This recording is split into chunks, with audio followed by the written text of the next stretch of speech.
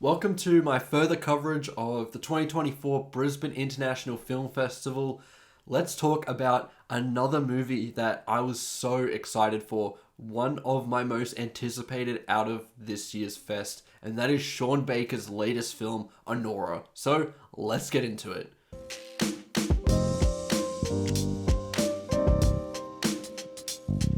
Sean Baker has been a filmmaker that I have pretty much enjoyed all the stuff that I've seen from him. I've seen The Florida Project and Red Rocket, which I actually saw at another Brisbane International Film Festival. And Anora has been considered to be his greatest work to date, winning the Palme d'Or at the Cannes Film Festival and being a huge contender for Academy Awards this year. This to me is still very much a Sean Baker project. He has such an affinity for covering sex workers as well as people in lower socioeconomic areas and how they navigate life in certain situations. And I think he does it in a very accurate and genuine way where it does feel like he does do a lot of research. It feels so authentic to whatever location or person that he's trying to capture. And Anora to me is no different. To me, this feels like probably the most complete of his work, and I can definitely see why this has been considered his best movie, because I genuinely think it is. The film is kind of frenzied in a way where it goes through so many different emotions and moments that just completely 180 this film tonally, and the way it does it is so smooth and so well done that I was just in awe of this project. And after watching this, it was a film I knew I had to think about a lot more before I came to you and discussed this in a review format. And that was a similar thing that I had with The Brutalist. I actually gave myself a little bit of time, in this case a few days worth of time, to really think about Anora and what it was actually trying to do, because the film changes so much over its runtime and hits on a note that recontextualizes the whole film, that you just have to sit there and think about it. If you come to some snap decision with it, you're not going to get exactly what you want out of this film. And I think that's the brilliance of Anora. It's so wildly entertaining that you're having so much fun in the moment, but the film gets really reflective, and when you hit that point, it gives you so much to think about and gives these characters so much in terms of layers that you can be thinking about it for so long. The film follows Anora, played by Mikey Madison, who is absolutely fantastic here, who is a sex worker who links up with this really rich, immature young adult who has limitless amounts of money from his parents and he can just spend it willy-nilly. He's quite silly, he's quite immature, and he enters this transactional relationship with Anora, and we get thrown into so many crazy situations from there.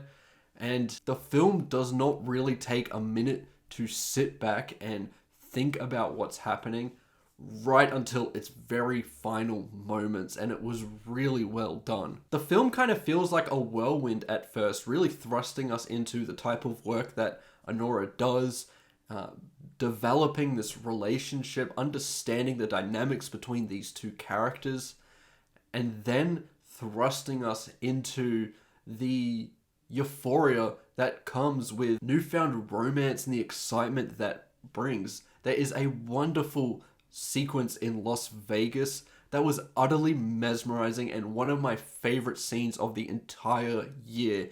It just builds to this really euphoric moment and just hits this real high point with maybe my favorite needle drop of the year. Like Red Rocket had Bye Bye Bye by NSYNC, Anora utilizes a club remix of Greatest Day, and I thought that was a just perfect choice for this soundtrack and a perfect choice for this scene. The feelings that it captures and the euphoria it builds was such an amazing feeling when watching this movie, and just captures that high that you have with this newfound love and the possibilities of this new life. It's all just swept up with this brilliant use of a needle drop and an excellent scene that captured so many feelings for me as someone who is on the cusp of getting married in the next few months.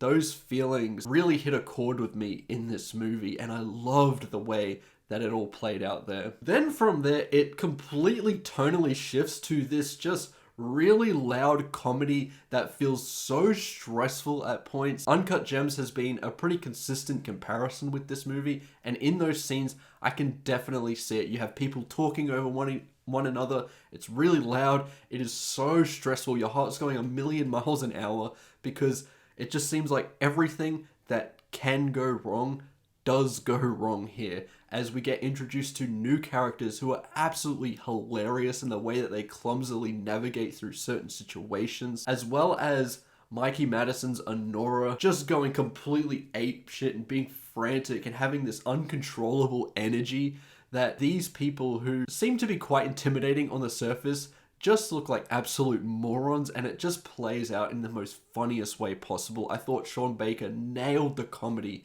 in this movie. There were so many just laugh out loud moments that really worked for me, including this one just extended sequence, which does reference some of the things that I have already said about the frantic energy of Anora with these goons that are just so unprepared for that kind of energy. This sequence goes on forever, and I've seen it be a reference point for people saying that this sequence should have been cut down to save the runtime. Like all Sean Baker movies, he edits his own films, and I've found that to be an issue in some of his movies, like Red Rocket, because it felt like he was being a little overindulgent and struggling to cut out certain scenes because he's just fallen in love with a lot of what he's done. And I understand that feeling. This is his baby. Anora is also fairly long with 2 hours and 20 minutes, but the difference with Anora is I wouldn't cut a single thing out. That whole sequence, even though it's very elongated and it seems to go on and on and on, it builds and builds and builds, and it gets crazier and crazier and crazier and funnier and funnier and funnier. So the craft is so purposeful that I had no issue with these sequences being elongated because they work to the benefit of the film. And I think if you cut certain moments out of that, you would ruin that rhythm and what Sean Baker is building in those sequences.